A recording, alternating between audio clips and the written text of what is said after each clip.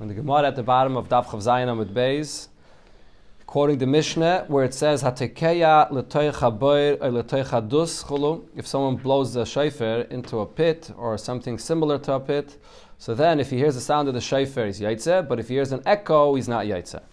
Amar Rav Huna, so Rav Huna said about this, Lo yishanu ela lo oisan oimdin al sfasa boir.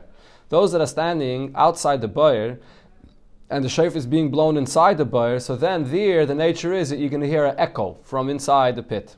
But those that are standing inside the pit, they're going to be yaitze, because if you are inside the pit together with the shofar, then you don't hear an echo. You hear the sound of the shofar itself. Tanya nami hachi, we learned the same in a braisa. If you blow in a pit or into a structure like a pit, yatsa, you are yaitze. But vatnan la yatsa. In our Mishnah it says that if you blow in a pit, you're not yaitze. So this proves the point that Rav Huna said. It depends where you're standing. Our Mishnah is talking about a person that's standing in the pit, and the Braisa is talking about, again, our Mishnah is talking about a person that's standing out of the pit, and the Braisa is talking about a person that's in the pit. This proves what Rav Huna said. Others, when they said this concept that we just learned about, it was introduced as a question. Tanan, in our Mishnah, we learned how to you blow the shofar inside a pit, you're not yaitze. But vatanya yatsa, in a Braisa it says if you blow the shofar and you're inside a pit, or you're blowing the shofar, and it says yatsa, you are yaitze. So Amar Rav Huna, so Rav Huna explains like kashya.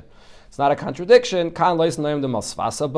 If when you're blowing the shofar inside the pit, the ones that are listening are standing outside the pit, so then you will be yaitze. You will not be yaitze, that is. That's our Mishnah.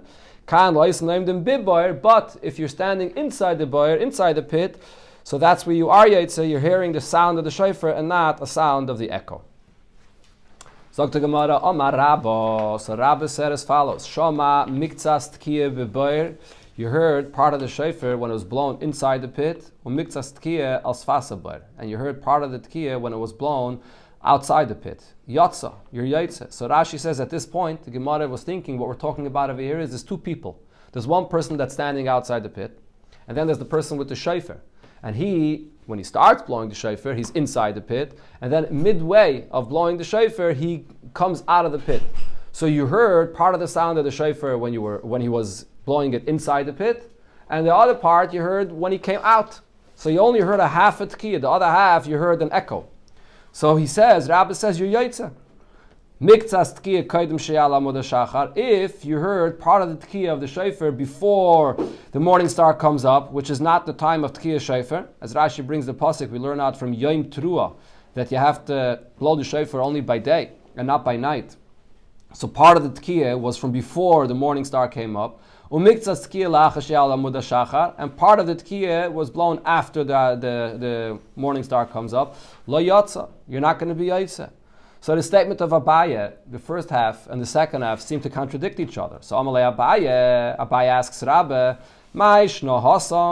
what's the difference? Why over there in the case where he blew part of it before the time and part of it in the time when you are supposed to do the mitzvah? So the reason why he's not yaitze if he blew part of it before the time is because the entire tkiyah has to be a tkiyah in the time when you're obligated in the mitzvah. It all has to be a one good tkiyah. You can't hear part of the tkiyah. And veleke. So if you blew part of it before amud hashachar, so you don't have a full tkiyah. Hachanami, here by the pit, if you heard part of the tkiyah because the guy came out of the pit, and part of it you did not hear, you only heard an echo because he was standing inside the pits. So you have to have the entire tkiyah that you're hearing, and you don't have that. You're only hearing part of it. So why, by the case of the pit, did Rabbi say that you will be yaitze if you heard part of the tkiyah? So the Gemara answers it's not the same thing. You can't compare when part of the tkiyah was blown inside a pit or part of it was blown before the time. Hasam laila lavs man chiyuvahu klal. At night, it's not a time of the obligation of the mitzvah at all. So that half of the tkiyah, it's not even called a tkiyah shel mitzvah b'chlal. It's nothing. It's in the wrong time. It's not the time of Rosh Hashanah, the daytime when you chayiv in the mitzvah. So therefore, hearing part of the tkiyah in that way, you're not yaitze. But hacha boir makim chiyuvuhu, the boir, the pit that he's in, it's the time of the chiyuv. It's a place where you're chayiv. For those that are standing inside the bar. So even though you technically couldn't hear the entire tkiyah, because for you standing outside the pit, there was an echo that you were hearing, but the actual tkiyah of the shofar that was blown is a tkiyah shel mitzvah. It's a tkiyah in the time and in a place where you're chayiv. So even if you only heard part of the tkiyah, you're going to be yaitza. So the Gemara asks him this, so now if so, what does it come out here? The memra, shall we say, and this next piece of Gemara is going to be a review of what we learned in the previous daf. Shall we say, the Sava Rabba, that Rabba holds, Shama Soif Tkiyah, if I only heard the end of a Tkiyah, Beloy Tchilas Tkiyah, without the first part, Yatza, you'll be Yatza just with hearing part of a Tkiyah. Umemela, and if so, we can say the same thing in the reverse. Tchilas Tkiyah, Beloy Soif Tkiyah, if you heard the beginning of the Tkiyah and you did not hear the end of the Tkiyah, Yatza, you're also Yatza. You don't have to hear the entire Tkiyah. That's what we're saying. The person hears the first part was an echo, the second part was the actual Tkiyah, and he's Yatza. Is that true? Tashema, I'll bring you a raya against this. It says, Taka b'rishaina, he blew the tkiyah for the beginning, when you start blowing. Or then umashach b'shniya. When it comes to the second tkiyah, where you're blowing a tkiyah, that you have to have a tkiyah to end off the part that you were blowing till now, right? You blow tkiyah through a tkiyah, and then you blow again tkiyah through a tkiyah. So now when you blow the second tkiyah, so he's blowing long enough, kishtayim, long enough because he wants to use it for two. For the end of the first part and for the beginning of the next part. So could you take one tkiyah and use it as two? No, one long tkiyah is only going to count as one. You can't divide it into two. But why can't you divide it into two? To salik lebetarti, you should be able to divide it into two. If we're saying that to be yaitzi, you don't need a full tkiyah. You could have a half a tkiyah. So why not use half for one and half for another? So the Gemara answers, no, this is not a raya. Psuki tkiyah madadi loy paskinon. Even if you could be yaitz with a part of a tkiyah, but that doesn't mean you can't take one long tkiyah and divide it into half. If you're hearing part of a tkiyah, you could count that as a full tkiyah. But to take one and divide it into two, that we don't say. Tashema, but the Gemara brings another raya. A person blows into a pit, into a structure like a pit, or pitis into a big barrel. If you heard the sound of the shofar, you're yotze. But if you heard the sound of an echo, you're not going to be yotze. So the question is, why, if you're hearing the sound of an echo, are you not yotze? What's always the nature when there's an echo? Before you hear the echo, you always hear the sound itself, and then the echo comes. The echo follows a little bit with a delay, right?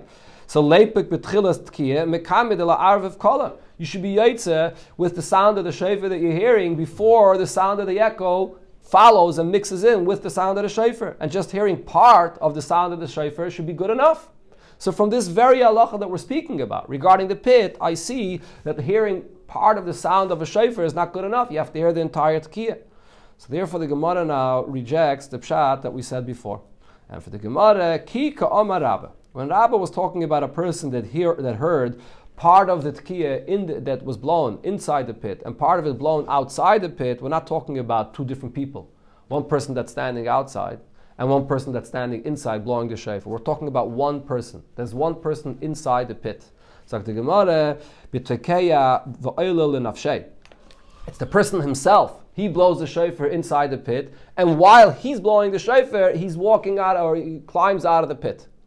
And over here, in this case, so he's going to be yaitze. When he was inside the pit, there's no issue of an echo for him, because when you're inside a pit, there's no echo. And then if he himself goes out of the shofar with the shofar as he's blowing, so then he heard the shofar then as well. So there's no issue of an echo whatsoever. That's what Rabbi was speaking about. So he heard the full sound of the shofar. If that's what Rabbi was speaking about, Maila Memra. So then what is the chiddush? What is he saying? Obviously you should be yaitze. What's the issue here? And for the Gemara, no, because Mao de Teime, I would say as follows. Zimnin the mapik reishe. Sometimes what happens? A person sticks his head out when he climbs out of the pit. What comes out of the pit first? Your head comes out of the pit, and your ears could be outside the pit. V'akati shofar b'bar. But maybe the shofar is still inside the bar. At that point, the echo is getting mixed in with the sound of the shofar, so there is maybe a second or two, or maybe a split second, where you do have an issue where the person's head or ears are outside the pit, but the shofar itself is still inside the pit. And therefore part of the sound of the shofar be mixed in together with an echo. So he did not hear the full sound of the shofar. That's what I would be concerned of. That's what Rabbi was saying, that no. If you're climbing out of the pit together with the shofar while you're blowing shofar, we're not concerned that this is going to happen, and therefore you're going to be yaitze. We can rely on the fact that you did hear the full sound of the shofar. That split second is not going to happen. We're not concerned about that.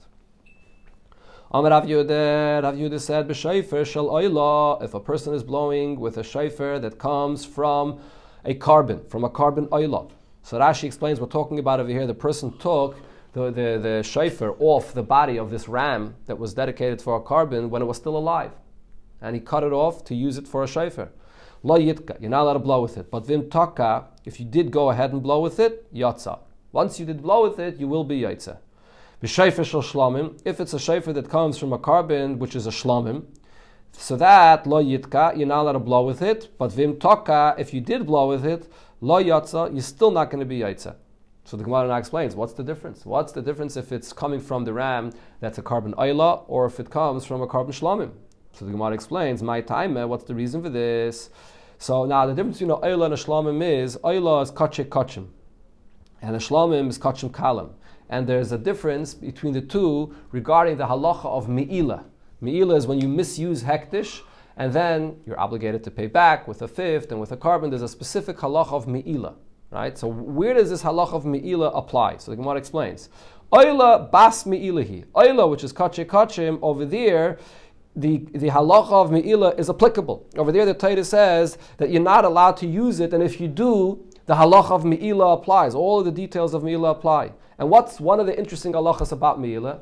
Kivin de malba, by me'ila, once you used it, you were mayil, you misused the hektish, nafka la chulin. This that you used becomes chulin. You have to pay back now with a chaimish, with a carbon, but what you used becomes now chulin. So therefore over here, when it comes to the shofar, you're not allowed to cut off this shofar and use it because you're being mayil, you're misusing the hektish, but once you did blow with it, now you had a na from it and you blew with it, so it became chulin. So if it became chulin, so after the fact, you blew with it, you're going to be yaitze. That's the halacha by the oila. Shlamim delav b'nei me'ila ninu. However, by a carbon shlamim, there is no halacha of me'ila by kachim kalim. Rashi says, by kachim kalim, it's only after you shech the carbon, and then there are the pieces that are put aside to go on the mizbeach. Only then, after shechita and after you put aside those pieces for the mizbeach, there's a halacha of me'ila regarding kachim kalim. But the live animal of kachim kalim, of course you're not allowed to use it. It's asa for you to use it. It's dedicated to hektish. But the specific halachas of me'ila, with all of the stringencies and details of me'ila, does not apply. So therefore, isure hudarachav b'hu. It is prohibited for you to use it, but not the halachas of me'ila don't apply. And therefore, v'lei nafki l'chulin. After you use it, it does not go out to chulin, which is the halacha specifically for me'ila. But by shlamim, where there's no me'ila at this point, so if you b'diavad went ahead and blew with the shofar, you blew with the shofar, which you're not allowed to have a na from it. There was an issa for you to blow from it, and therefore, even b'diavad, you're not going to be yaitz the mitzvah. So the Gemara asks on this, Maskef lo Rav. Rav asked Rav Yehuda, aim is small. What are you saying over here? That by the oila, once he blew with it, so now he was mayil, he already used it, so therefore it becomes chulin, and therefore b'diavad, after the fact, you're yaitze. But when was he mayil? When did he use it? Lebasa de taka. After he finishes blowing the shofar, that's when he had the benefit. So it's after the fact, after he blew. Ki kataka, however, when he's going and blowing with it, bi isura taka, then he's blowing with something which there is meila, where it's still aser. It's only afterwards that it goes out to chulin. But he's blowing with something that belongs to hektish, and it's aser for him to do this. How could it be yaitze with this? So therefore Rave changes his mind. He says, no, echad zeh ve'echad zeh lo yatsa. You're right. If you take from whether oila or a shlamim, either way, it's aser for you to use this, and if you blow the shofar with it, you're not going to be yaitze. Then Rava regretted what he said yet another time. Hadamar. Then Rava came along and said, no, echad zeh ve'echad zeh yatsa. Whether you're using it from a carbon oila, from a carbon shlamim, either way you are going to be yaitze. Why? Mitzvahs lav lahanis nitnu. Mitzvahs were not given for a person to fulfill them in order to receive benefit from them. As Rashi here says, mitzvahs are supposed to be a yoke upon the person to fulfill what Hashem wants. It's not about anah, even if you are enjoying the sound of the shofar, but that's not what the mitzvah is about. The person doesn't have any anah from it. That's not why he's doing the mitzvah. He's doing it to fulfill Hashem's will. So therefore there is no anah over here. So even though you're not allowed to have anah from hektish, but he's not having anah from hektish. He's just doing a mitzvah with it. and therefore you'll be yaitze whether it's from an oil or a shlamim. That's not called hana. Oil, Rashi says it's an oil. You're doing it, accepting the yoke of heaven. Amar Rav Yehuda, Rav Yehuda says, "B'shayfer shel avodah zarah." When a person blows with a shayfer coming from avodah zarah, lo yitka, you should not blow with a shayfer from avodah zarah. It's despicable to use avodah zarah for a mitzvah. But vim taka, if you went ahead and blew from avodah zarah, yatsa, you're going to be yaitzer, right? You're not allowed, again, this is based on the same point. You're not allowed to have any hana of an object of avodah zarah. But over here, a mitzvah is not hana. You're not having any benefit from avodah zarah. You're just doing a mitzvah. So b'diavad, you're yaitzer. If you took a shayfer from a city where the entire city, they all served avodah zarah, and this is a city that all has to be burnt, including all the possessions in the city. So then lo yidka, you're not allowed to blow with it. Vim toka lo yotza. If you blew with it, even b'diavad, you're not going to be yaitza. What's the reason for this? My time, because irani dachas, a city where all its possessions are supposed to be burned, ksusi mechtes shiure. The shiur of the shayfer, the minimum size of the shayfer, is like it's non-existent. Because it's designated to being burnt, we consider it to be like burnt already, and therefore your shayfer that requires a minimum size, it doesn't have any size to it. And therefore you can't be yaitze with this shayfer. Rava says, if you made a vow that you're not going to have any benefit from your friend, mutter l'tkaya loy tkiya shel mitzvah. You're allowed to blow for him a tkiya of the mitzvah. Again, the reason is because there's no benefit here that he's getting from you. It's just a mitzvah. If someone made a neder not to have anah from the shayfer itself, mutter l'tkaya by. Again, you're allowed to blow with the shayfer because you're not having any benefit from the shayfer. Just a mitzvah. Tkiya shel mitzvah. Again, mutter l'tkaya by tkiya shel mitzvah. You're allowed to blow the tkiya of the mitzvah. Rava, similar halacha, Rava says, if you made a neder not to have anah from your friend, but maza olav mei chatos, so but he's allowed to sprinkle on you the waters that come from the para aduma, the waters of the chatos, he's allowed to sprinkle that water on you to purify you. So the Gemara says, however, this is only in the winter, because in the winter it's just being done for the purpose of the mitzvah to purify you. There's no additional benefit that you might have. But not in the summertime, because in the summertime the person is hot, and even though it's being done for a mitzvah, but besides the mitzvah there's an additional hana that he's having, that the cool water is cooling him off. So in such a case, your friend is giving you hana. Similar, amud hana mimayan, person made hana not to have any benefit of a spring water, of a spring. Toivel boy, he's allowed to go and immerse in this water, tefillah shel mitzvah, if he's being toivel for the purpose of a mitzvah. But that's in the winter. So the cold water that he's going into, he's going into it specifically for the mitzvah. There's no other benefit that he has of it. But not in the summer, because besides the mitzvah, you're also cooling off in it, and therefore you are having anah from this water that you made a neder not to have anah from it. Okay, now the Gemara begins a new concept. This is one of the sugyas in Shas where it discusses the question of whether when you fulfill a mitzvah, does it require to have kavanah, whether mitzvah tzrich is kavanah or not. And this is related to the next part of the Mishnah where it talks about the person that heard the shofar when he was walking in the back of the shul, and the Mishnah said if he had kavanah, he's yaitze. If he does not have kavanah, he's not yaitze. The following halacha was sent to the father of Shmuel. Kafai va'achal matzah. A person that was forced and he ate matzah. Yatza. He's yaitze the mitzvah of matzah. So the Gemara wants to understand who forced him. What are we talking about? Kafai man. Who is it that forced this person to eat this matzah?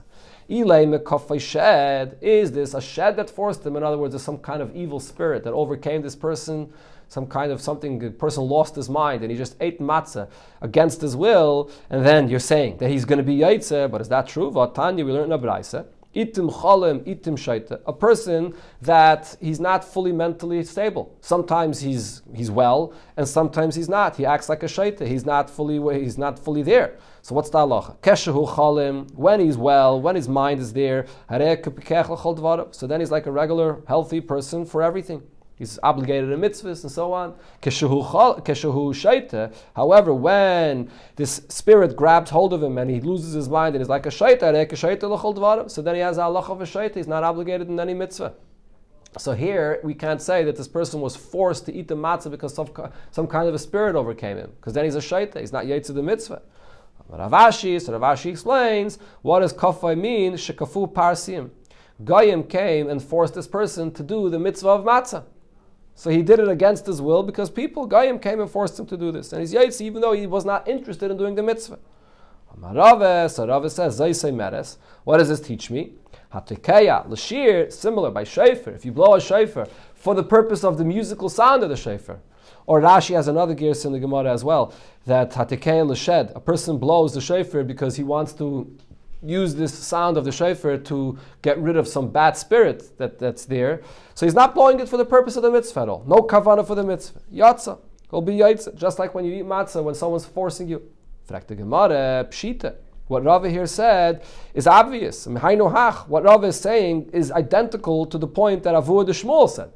You're eating the matzah without any purpose of the mitzvah. You're blowing shofar not for the purpose of the mitzvah. What's Rava coming and saying? Zoy soy meres. I can prove another point from what he said as well. Well, it's the same thing. The Gemara says it's not exactly the same. I would think to say that matzah is different. Hasam echoil matzah merachmana. When it comes to matzah, the Torah says to eat the matzah, and he ate the matzah. So Rashi explains when it comes to the mitzvah of matzah, this is something that a person is eating, and you have a na of it. Even though we said before mitzvah slav lahanis nitnu, but the mitzvah itself is eating. And when you eat, so maybe here there's a svara to say whether you had kavana, whether you did not have kavana, the hana itself takes the place of kavana, and you're yaitze by eating the matzah, even if someone forced you to eat it. Aval hacha, but when it comes to the mitzvah of shofar, zichrain trua ksiv. The Torah writes, zichrain trua, that the whole point of blowing the shofar is to bring a remembrance for the Eibishter through blowing of the shofar. So the shofar is an act that you do that's supposed to accomplish something. And therefore, if you're not having any kavanah for this, if you're just blowing it for the musical note, it's not going to do anything. And v'hai mesasik ba'almuhu. This person, he's having a mind to blow it for a song, for something else, and therefore we should compare him to a mesasik that he just did it and it just happened on its own, where he didn't even want to do it at all. Because he doesn't have the kavanah, we should compare him to a mesasik, and therefore he should not be yaitze. Kamash malam, that's why Rava said, no, we do compare them. Just like by matzah, where you had anah, you're not yaitze, so too by the shofar, where there's an inyan of zichra and trua, but if you did not have a kavana, you're still going to be yaitze. That was the chiddush of Rava. So now the Gemara says, so what do we see from all this? Alme, so we see now that kasava Rava, that Rava holds mitzvahs ein tzrichas kavana, that when you fulfill a mitzvah, you don't require any kavana, you're yaitze. The Gemara Eisvei, I'll ask you a question from a Mishnah in Megillah. It says, and actually this is in Brachas, a person is reading in the Torah, and v'giyazman amikra, and it came the time to read Kriya Shema. So he was stam reading from the Torah, but then it came the time to read Kriya Shema, and he was punkt reading over there the Parsha of Shema in the Chumash. Is he going to be Yaitze Shema?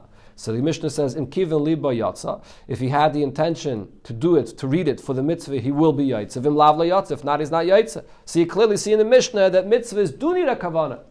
So the Gemara says, no, the pshat of that Mishnah could be different.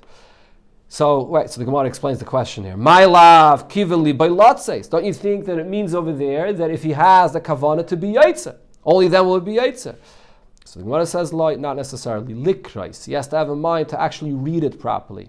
That's what it means that he has in kavana, to read it. Frek the Gemara, likrais, he's having a mind to read it. Hakakari, but he's reading. He is reading it, so you don't have to have any additional kavana to read. So the Gemara says, no, bekaire lahagia. We're talking about a person that's not reading from the Chumash because he's learning.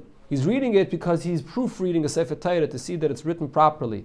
So over here, in such a case, Rashi says he doesn't really, when a Sefer reads from a Sefer Torah to proofread it, he doesn't really read it properly. He doesn't say every single word. So Kiven Liboy means that he actually has kavanah to make sure to say every single word. But beyond that, you don't need any kavanah to be Yetzer the mitzvah. Tashema, I'll bring you a raya from our Mishnah here. So that if he will not have kavanah to read the words properly, he's not yaitzer, right? Tashema, we learned in our Mishnah here. He's walking behind the shul, or his house is near the shul. He hears the sound of the shofar or the sound of the Megillah. If he has kavanah to be yaitzer, so then he'll be yaitzer. Otherwise, he's not yaitzer. So again, the Gemara says, "My love, don't you think? What is the Mishnah saying here? If he has kavanah specifically to be yaitzer, in other words, he heard the sound properly. Elamai, he has to have kavanah to be yaitzer. So you see here that you must have kavanah for the mitzvah. So the Gemara answers again, loi. No, that's not what it means that he has to have kavanah to be yaitzer. Rather, what does it mean? L'shmaya. He has to pay attention to make sure that he's actually hearing the sound of the shofar. Fragt the Gemara l'shmaya, to hear, but v'hashama, the Mishnah says he heard it. So he did hear the sound of the shofar. So the Gemara answers, Savor chamer ba'almahu. When he hears the sound of the shofar, he's not necessarily thinking, it doesn't necessarily realize that he hears the sound of the shofar. He thinks that he's hearing the sound of some kind of donkey that made some kind of sound. He doesn't even realize that it's the sound of the shofar. So therefore the point is, even if you don't have to have kavanah for a mitzvah, but you have to know what you're hearing. You have to know that this is a shofar. If you don't know that it's a shofar b'chlal, so then you're not going to be yaitza. Right, so from here, from this Gemara, based on this Gemara, similar to this Gemara, the Rishonim say it's the same thing regarding matzah, for example. Even though we paskin that mitzvahs ain't tzrichas kavanah, you don't need kavanah, you're yaitza without kavanah the mitzvah. However, if a person's eating matzah, but he doesning even realize that what he's eating is matzah, he thinks that what he's eating is something else. He thinks it's a piece of meat. I mean, a piece of meat is a little bit hard to confuse with matzah, but he thinks it's something else, some cracker. It's not matzah. So then he's not going to be yaitza, even if you hold mitzvahs ain't tzrichas kavanah. You don't have to have kavanah to be yaitza the mitzvah, but you have to know what it is. There's actually a famous letter that Rav Hutner wrote to the Rebbe and said that if so, there should be a problem with people that are going on Mivtzayim and are asking people to put on tefillin, because the people that are putting on the tefillin don't necessarily know what this tefillin is. They don't even know what's inside the tefillin. They have no idea what it's about. So how could they be yaitza the mitzvah if they don't know what it is b'chlal? So the Rebbe answered him, no. The emes is you're yaitza the mitzvah even if you don't know what it is. When it says in the Gemara, Sava Chamer Ba'almahu, the Gemara is not saying you have to know what the object of the mitzvah is. What it's saying is, if you think specifically a wrong kavanah, that you think that it's a sound of a donkey, or if you're eating matzah and you think that it's something else, you're actually making a real mistake thinking that it's something else, then it's a problem. But if it's just a lack of knowledge, that you don't know what the mitzvah is, you see the object, you see the tefillin, but you don't know what it is, you're going to be yaitza even if you don't know what it is. Gemara brings another ayah, Eisvei. Gemara asks, it says, Neskaven shemeya v'loi neskaven mashmiya. So you have the person blowing the shofar, and you have the person listening to the shofar. So if the one listening had kavanah to be yaitze, but the one blowing, which is called the mashmiya, he's making the sound, did not have kavanah. Or the reverse, mashmiya, the one blowing had the kavanah, v'loi neskaven shemeya, but the one listening did not have kavanah. Lo yatsa, you're not going to be yaitze. Achi neskaven shemeya mashmiya, the one blowing the shofar has to have kavanah, and the one listening has to have kavanah. So Gemara now explains, Bish lo neskaven mashmiya v'loi neskaven shemeya. When we say that if the mashmiya, the one that blew the shofar, had kavanah, and the one that was listening did not have kavanah, so therefore he's not yaitze, we could say like the answer we said before. The reason he's not yaitze is because the person listening did not realize where the sound of the shofar is coming from, and he thinks that he's listening to the sound of a donkey. But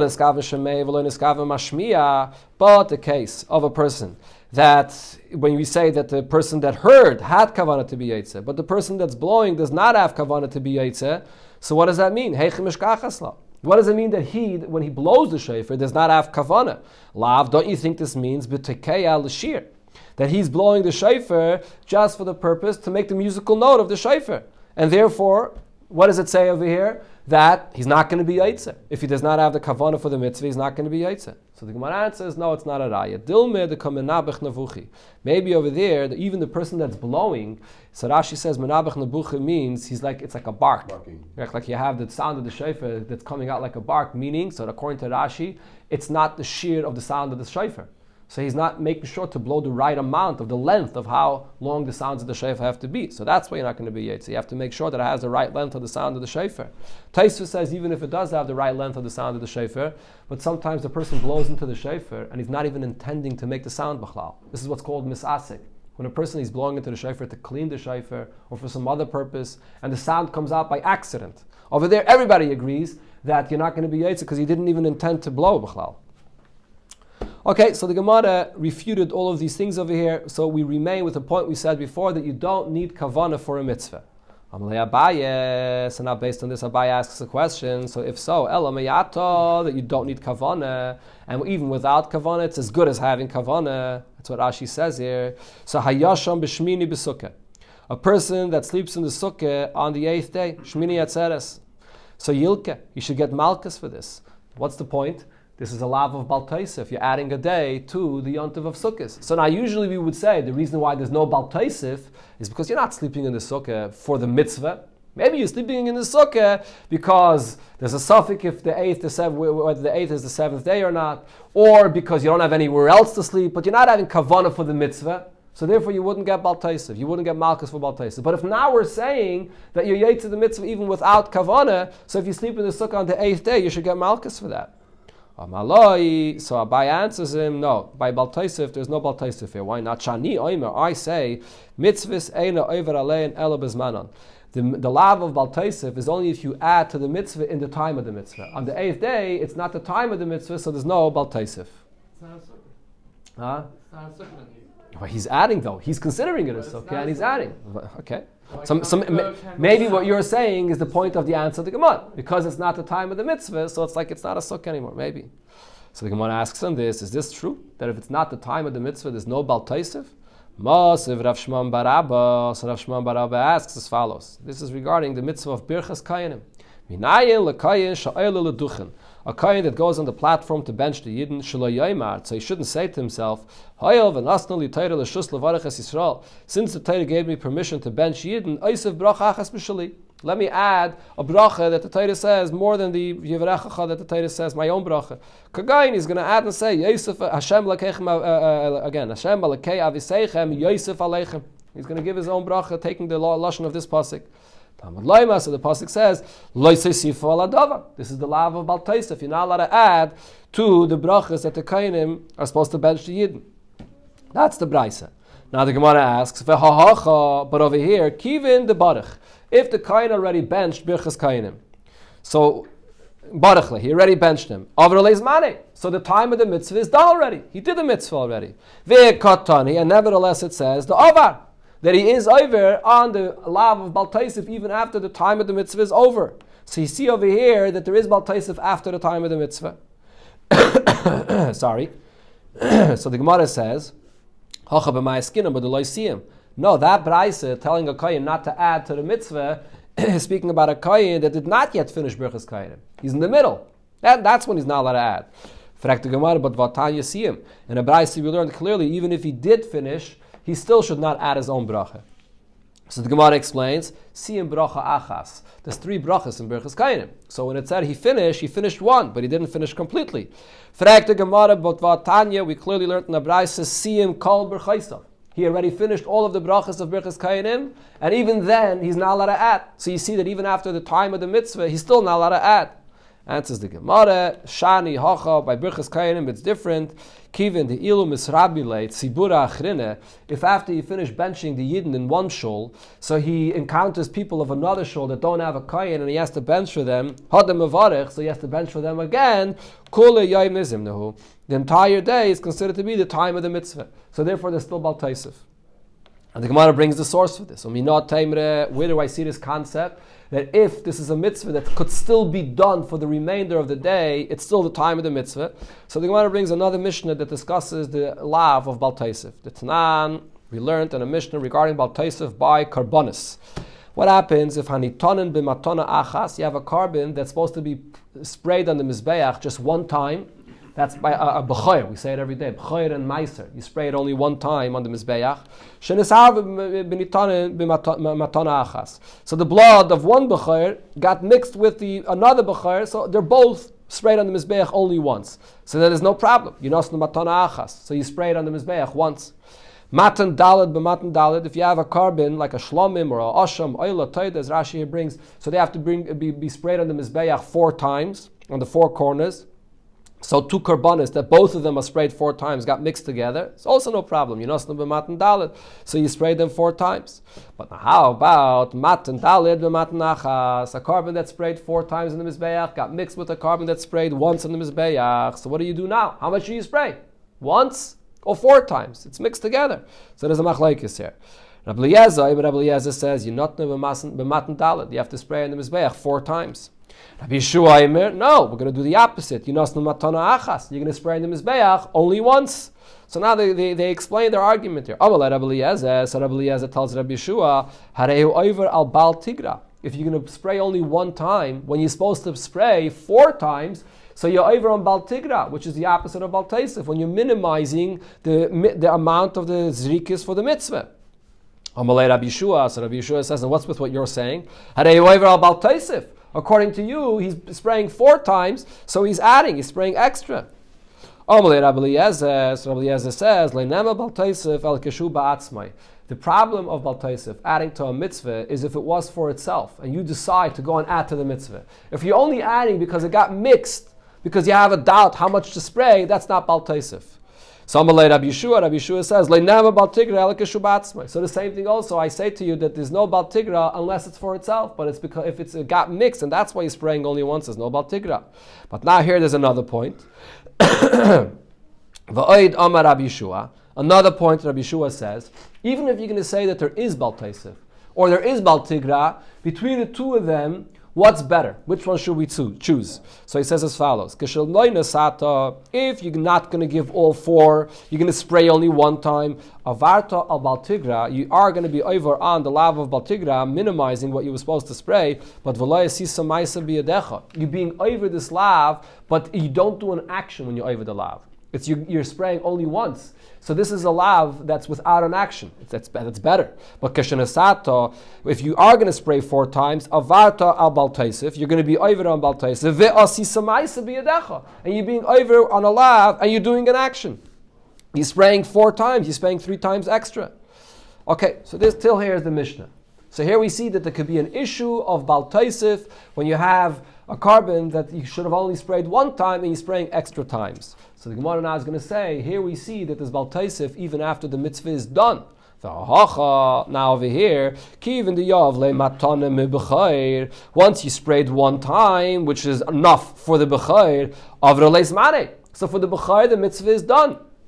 And nevertheless, and it says that you are going to be over on bal taisif even after you sprayed only 1 time, and it's done the mitzvah. Now you spray additional times, there's still bal taisif. So I see that, but there's bal taisif even after the time of the mitzvah. So the Gemara says, so lav? Don't you think? What's the reason? This goes back to what Rav Shimon bar Abaye said, or this goes back to the point that the Gemara made before. Mishum da amrinan, kiven de ilu misramile buchra achrine, since if in the same day there was another buchar in the Beis HaMikdash, hadar mazamine, you have to spray again, so therefore kuli yom is imnei. So therefore the entire day is considered to be the time of the mitzvah. Just like we said regarding the Birchas Kayanim, since if there's another shul you have to bench Birchas Kayanim, it's still considered to be the time of the mitzvah. In the Beis HaMikdash, the entire day is considered to be the zman of the mitzvah of spraying the carbon of the b'chayr, because it's still daytime, and another b'chayr could come and you would have to spray the carbon of the b'chayr. So the Gemara says, how do you know though that this is the reason? Mimai, how do you know this is the reason why Rabbi Yeshua says you're over on bal taisif? Dilme kasava Rabbi Yeshua mitzvahs over alein afil shalei bizmanon. Maybe the reason for Rabbi Yeshua is that he holds that you're over bal taisif even if it's not in the time of the mitzvah. How do you know that his reason is because it's still considered to be the time of the mitzvah? Maybe he holds that there's bal taisif even if it's not the time of the mitzvah. So the Gemara explains itself. Anan hachi kamrinan. When we're bringing up this Mishnah here by the Karbanis, what we are trying to say is as follows. Rav Shimon bar Abba, right? He was the one that brought the raya from Birchas Kainim that there is bal taisif even after the time of the mitzvah. My time is shavik masnisen. Why did he not prove that point from this very Mishnah right over here regarding the carbon umaysiv mi braisa? And instead he brought a braisa which was speaking about Birchas Kainim. Leisiv mi masnisen. Let him make the same point that he was trying to say that there is bal taisif after the time of the mitzvah from this Mishnah right over here. So masnisa my time aloy maisiv. So what are you going to answer me? He didn't want to ask from this Mishnah because it's not considered to be after the time of the mitzvah. Kivin the ilu misrami le buchra achrine. Since if another buchar shows up in the Beis HaMikdash on that day, boy mazamine, you have to spray from that buchar on that day. Kuli yom izimniu. So the entire day is considered to be the mitzvah, the time of the mitzvah. If so, braisa nami. The same thing with the braisa when it speaks about birchas kainim. Kivin the im misrabet tzibura achrine. Since if other people need the kain to bench for them, hadam avarech, he has to bench for them again. Kuli yom izimne. The entire day is considered to be the time of the mitzvah. So that's the conclusion of the Gemara so far, that there's only bal taisif in the time of the mitzvah. There's no bal taisif past the time of the mitzvah. But now the Gemara explains that Rav Shimon bar Abba says there's a difference between the carbon and Birchas Kayanim. Hasam loisagi de loyav. Over there, if another bechor shows up, so you must spray the blood for that bechor. It's not a choice. But hacha, over here, by Birchas Kayanim, ibaya mevarich, ibaya loy mevarich. Over here, once a Kayim benched for one shul, he doesn't have to bench for another shul. It's his choice. Once he benched already for one shul, he did his mitzvah. For the other shul, he has a choice if he wants to bench for them or not. So therefore, it's not considered to be the time of the mitzvah anymore. That was the reason why Rav Shimon bar Abba brought a raya from there. Now the Gemara concludes and brings another opinion about why you're not going to be over on Bal Taisif. Again, the question of the Gemara was that if you don't have to have a kavanah to do a mitzvah, so then you shouldn't have to have kavanah to be over on Bal Taisif. So the Gemara says it's not the same thing. Rava says there's a distinction. Lot says, for the purpose of being Yaitza mitzvah, loy buy a kavanah. For that, you don't need kavanah. Lavar, but to be over on Bal Taisif, buy a kavanah. For that, you do need kavanah. Okay, now what's the pshat? What's the reason for this difference? So the Mefarshim say the reason for the difference is when you're doing a mitzvah, you're doing what Hashem wants. So even without your kavanah, automatically the mitzvah has a significance. It's chashuv. Mashenkin, when you're being over Bal Taisif, you're going against what Hashem wants. So if you don't have kavanah, so then it has no significance to it. So therefore, you're not going to be yaitze. But throwing the blood on the mizbeach le Rabbi Yeshua, according to Rabbi Yeshua, the lavair, and over here he's going against what Hashem wants. We're talking over here about Bal Taisif, v'loy boy kavana, and we see that you're over even without kavana. So you see that for Bal Taisif you do not need kavana. So Rava tweaks his answer and he explains, Lotzeis loy boy kavana. When you're doing a mitzvah, you don't need kavana. Lavar bizmanoi. If you're being over Bal Taisif, if it's still in the time of the mitzvah, so the very fact that it's in the time of the mitzvah, it has significance to it. Loy boy kavana. So for that you don't need any kavana. Shaloi bizmanoi. But if it's not in the time of the mitzvah, then boy kavana. Then you will need kavana in order for it to be Bal Taisif.